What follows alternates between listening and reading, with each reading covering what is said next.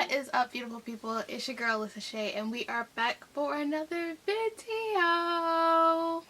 Before we get into it, I need you guys to hit that subscribe button and turn on that notification bell so you know every time that I post.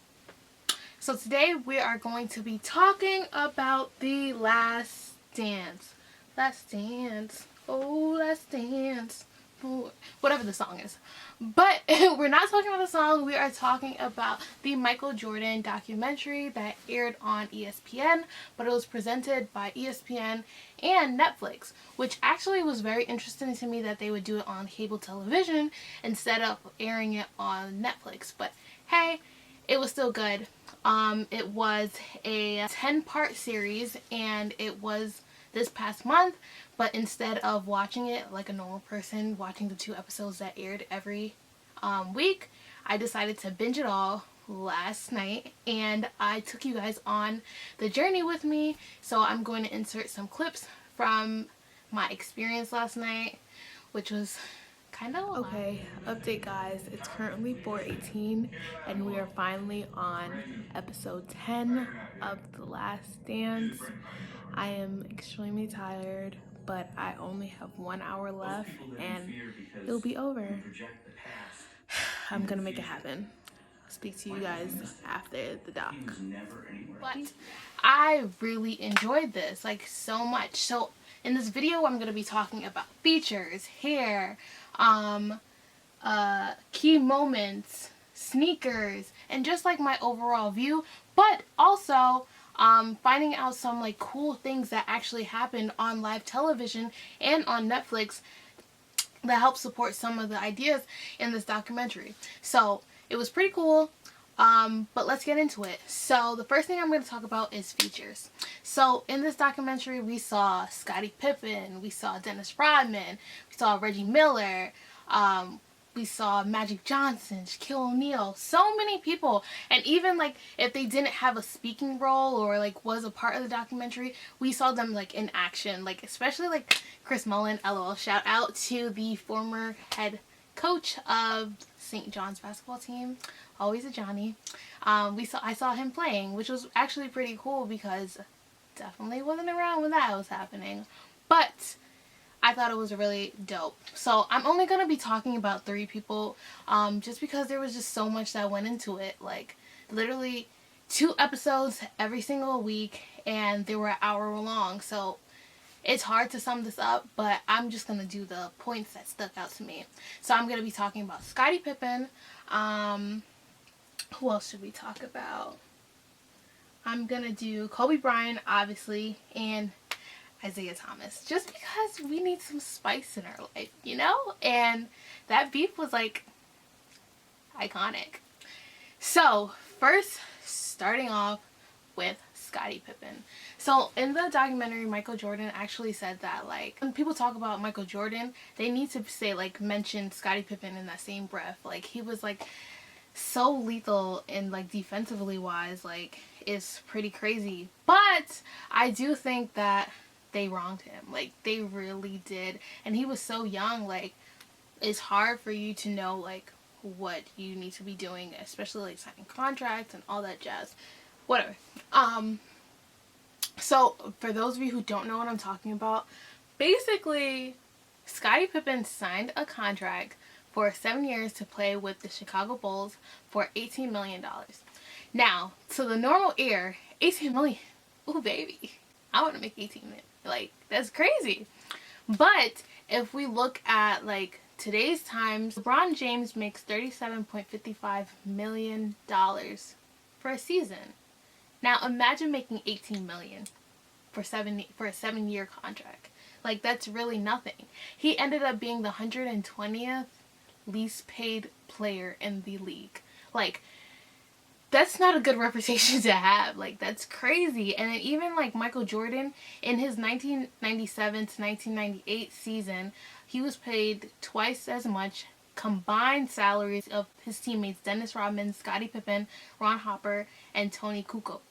Like that's OD. Like first of all, okay, he is the best player at this point, but going from 33.14 million to 18, like, that's a dramatic change, especially if you're supposed to be like this number 2 player. Like, that's crazy. But the reason why he says that he even did that was because, like, he needed to take care of the people in his corner. Like, he already had 2 people in his family, like his father and brother was paralyzed, and he had to do whatever he could to make sure, like, they were good. And, like, dealing with that pain and baggage, you wanted to make sure that you were out and you were able to do something for your family. So it makes sense that he would sign, but I really just wish that, like, they would, like, renegotiate, whatever the word is. The, like, rest of the owners were able to go back into that contract and get him some more money, because that's crazy. Like, that's OD. Can you imagine that? Like, that's just so ghetto, which makes sense why he, like, acted out or did certain things, like the whole, like, injury thing. And Michael was like, oh, he was wrong for going to get his surgery during the season instead of waiting till the season was ending so that he'll be back and, like, fresh to play or whatever. But to be honest, I would have did the same thing, because y'all not willing to renegotiate with me. You're not willing to pay me more. You're not doing any of the things to keep me here. So why do I feel like an asset? I don't. So I'm going to do whatever I want to do. And that's simple. So the next person we're going to talk about is Isaiah Thomas. And specifically, we're going to talk about 1992 and the Barcelona Olympics. Oh, hell no! So in the documentary, he was like how he was supposed to be in it, and he felt like he didn't understand why he didn't get called for the Olympics. And a lot of people were, like, blaming, like, Michael Jordan, like, because they had issues for the reason why he wasn't called. So Michael talks about how there was a phone call made, and they were like, oh, we want you to be a part of the dream team for this 1992 Olympics. And Michael Jordan is going to say, who all on the team? Now, that is the most typical thing that people be saying. Like, who all going to be there? Like, I know I say that when I'm, like, going out with my friends, and, like, who gonna be there? Like, let me know. Cause I don't want to put myself into a situation where I know, like, I'm gonna get caught up or I'm gonna be unhappy, whatever, which makes sense. And they were like, oh, the person that you're thinking about is not gonna be on the team, which obviously, person thinking about Isaiah Thomas, duh. But Michael was like, I didn't even say who I was talking about. So that's crazy, like, how you guys just assume that's who I'm talking about. But we all know who he was talking about. It's obvious.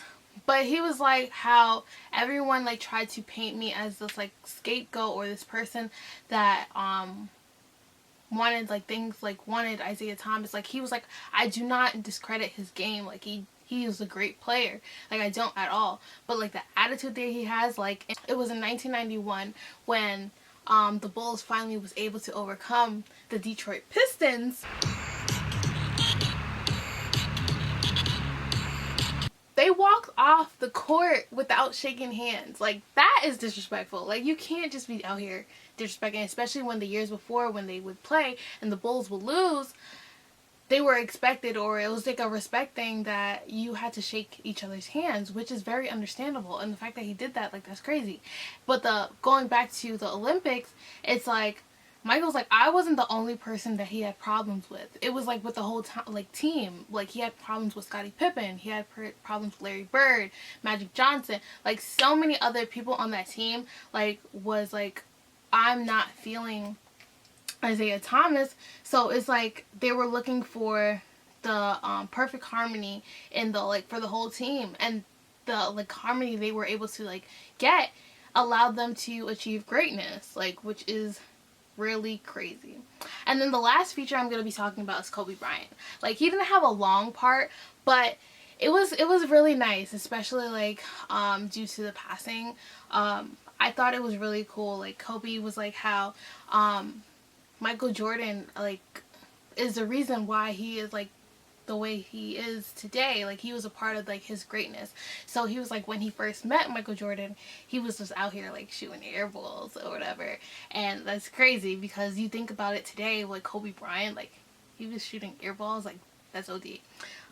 But that's what it was. And when he talks about like Michael Jordan, he was like, oh, he was like a big brother to me, and if I ever need anything, like to give him a call. And people like try to like compare the two, and he's like, whatever you get from me is what you got from him, like is what I got from him. So he was like, I couldn't get 5 championships without knowing Michael or looking at him. Which brings me to the show that I watched today on TV, and it was, what did I watch? It was on ABC, and it was called After the Dance with Stephen A. Smith, and it was like a SportsCenter special.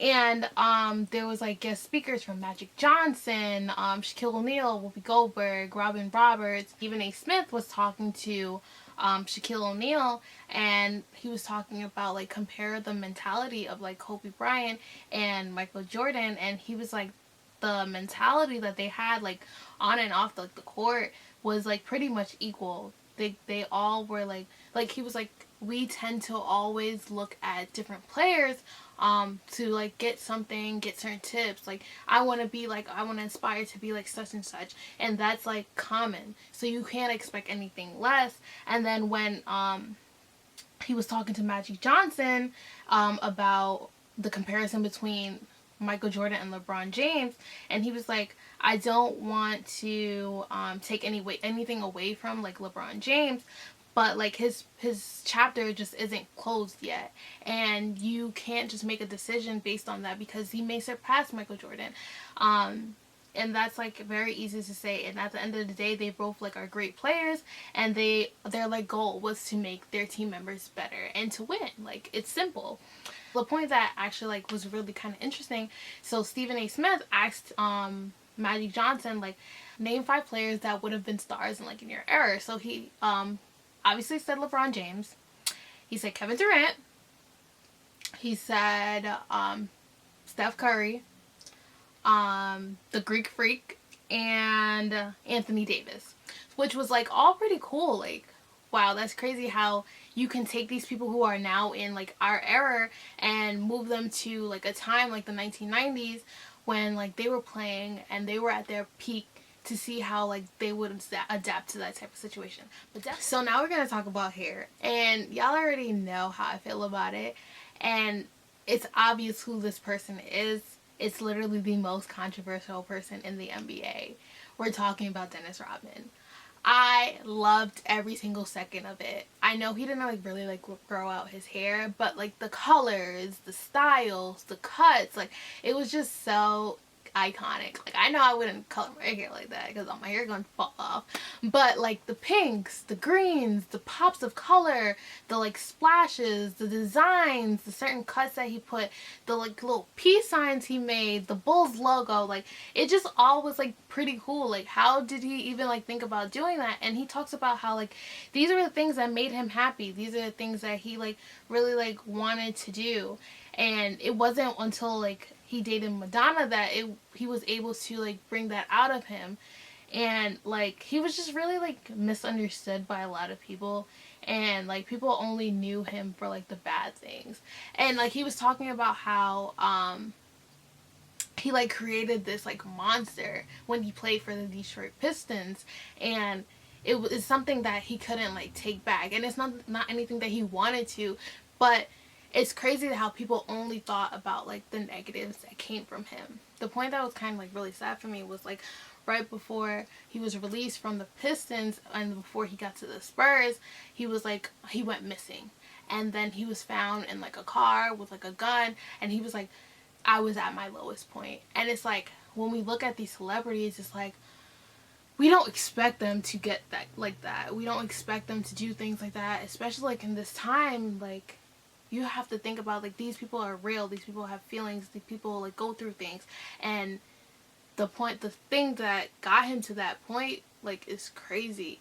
But Phil Jackson knew how to sustain that and how to keep him going, and knew that if we gave him this quote unquote 48-hour vacation that they talk about in the documentary, like what is that gonna do? And if I don't let him go, what's that gonna do for the team? You know? And like as a boss or as a manager, you have to understand, like when I think about like my classes, because as I mentioned, like I'm getting my master's in integrated advertising communications, and like this past semester I took a leading and coaching class.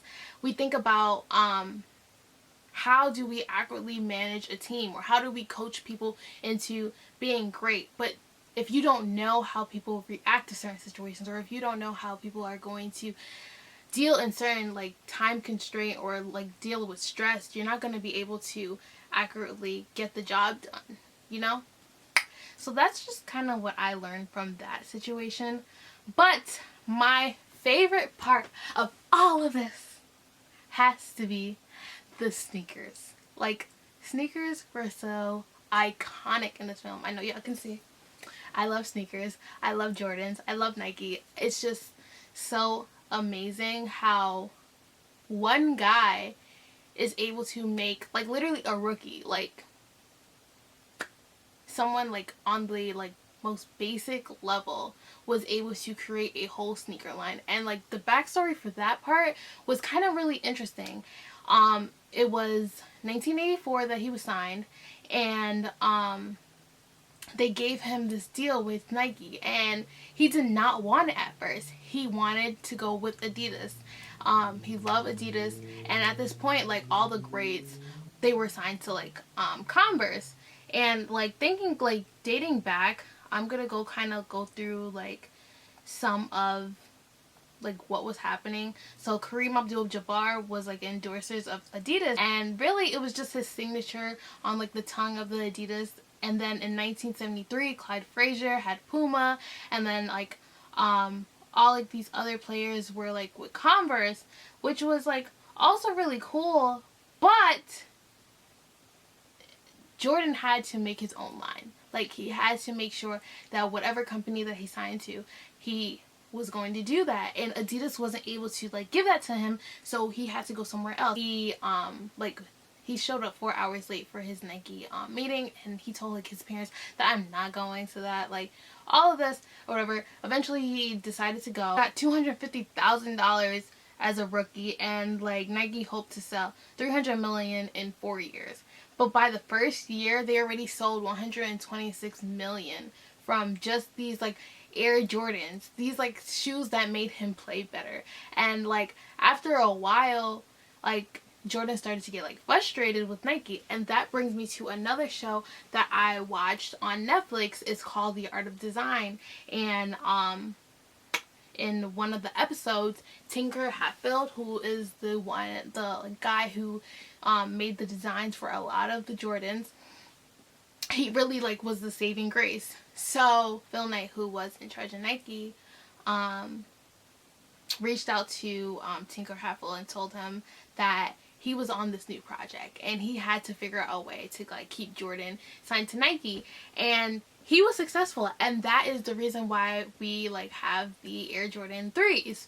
And he made this like midsole sneaker that no one has done before. He was able to make it comfortable, make it feel like he didn't have to like wear it in, like it was just everything that Jordan wanted. And he had this like elephant print on it. It just was like iconic. Like, this is what he really wanted. Talk about how the creation of the threes was the game changer, but really that was the year. So it was in 1988 where Jordan actually won the dunk contest, and he was wearing the threes. And after that, like Nike sales like skyrocketed. These were like sneakers that people thought like make you a better person. They taught you how to fly. Like literally everyone wanted them, like kids. Like this was an experience that Jordan was able to like sell, and like that was crazy because you can go anywhere in the world and people know who Michael Jordan is. They know his sneakers, they know his like basketball clips, like they know these things. And it doesn't matter if there's like a language difference. If you say it, like they're gonna know, which is like not many people or not many things in this like in the world you can do that with. It's what like saved the whole like corporation really. And from then on, like he was just like continuously making Jordans that had stories, they had reasons. And he talked about how the patent leather on the Concords was a shoe that you can you can play basketball in, but you can also wear it like with a suit. And then on the show with Stephen A. Smith, when he spoke to Anthony Anderson, he said that I went to the White House and met Barack Obama, and I had on some Jordans and a suit. I had on a tuxedo with some Jordans. So, and that's like really crazy because we think about like our culture, and people wear dresses and sneakers. People wear suits and sneakers. They like, you can dress it up or you can dress it down. Where like at this time, like sneakers were solely made for basketball, and that was it. But like with Jordan creating this new like lifestyle brand, and it was like a global brand, it changed the whole like dynamic of what like Nike's really was and what sneakers really was, if I'm like really talking about it. But definitely watch the Art of Design, the Tinker Hatfield, especially that episode. Like, it was really dope. The last part I kind of want to talk about is kind of like the lessons or key points that actually like happened in the film. So the first one is obviously going to be all the like pain and suffering that literally has happened throughout the team. From the game with the migraine from Scottie Pippen, from Game 5 in 1997 playoffs when Jordan is playing the Utah Jazz and he gets food poisoning. Y'all, that had to be the craziest thing I've ever seen. Like, because you think about it, it's like, if I'm sick, I'm not doing anything. Now, you are expected to play a whole basketball game and score and win and carry the team. Like, it's just so much. And to think about this guy, it's like he was really like amazing. Like, he could do anything. He had to dig down deep to find this switch that he had to turn on because they were down and they needed to win this game. This man was literally hooked up to an IV like right before the game, and he had to come out and play. And it wasn't because like anyone told him to, or anyone, like, if you're sick, like, you're sick. But he knew that this meant a lot and he wanted to win. And there's certain things like in the film when Bill Jackson's like, there's no I in team, but he's like, well, there is in win. And it was like win at all costs. And that's something that he like took with him, and that's what he instilled into not only his teammates but also like everyone looking at him, everyone watching. And he mentions how if fans are coming out to see him play, if fans are paying their money to see him play, why like, it's my obligation to go above and beyond and show them like why they're paying to see me. The next thing that like really stood out to me was obviously the best movie ever created, and that's Space Jam. Guys, yes, look who's finally ready to play.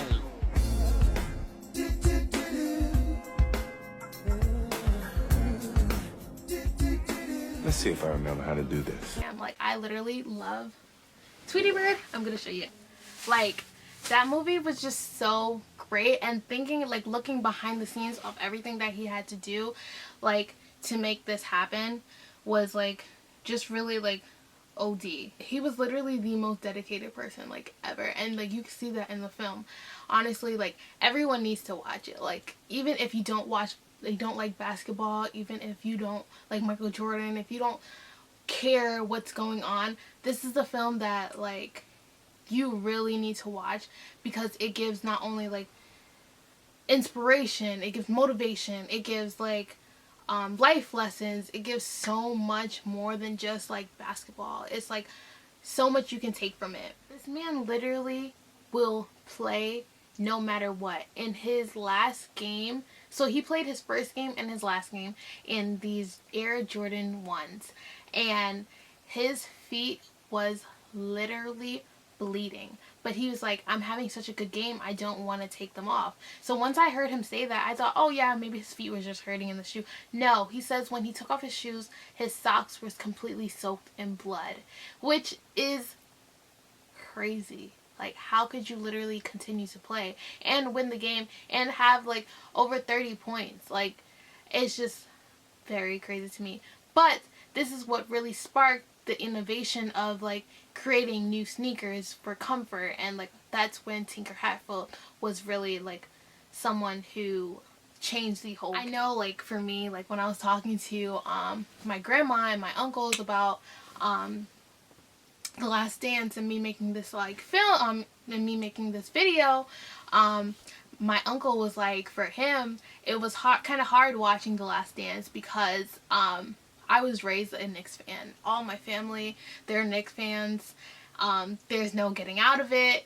You're a Knicks fan or you're shunned. Like, that's it. There's no, oh well, I love the Denver Nuggets. Don't even say it, you know? So it's like watching this film was like very hard because like you saw like 4 times how you lose to the Chicago Bulls, Patrick Ewing, like all of those moments, and it was like 4 times. How you lose 4 times? But we're not gonna even talk about the Knicks right now. It's very traumatizing. But it's really like hard, but you can still understand like this guy really changed the game of basketball, really like elevated things and still continues to do that. Yeah, I definitely love this documentary. It was great. 10 out of 10.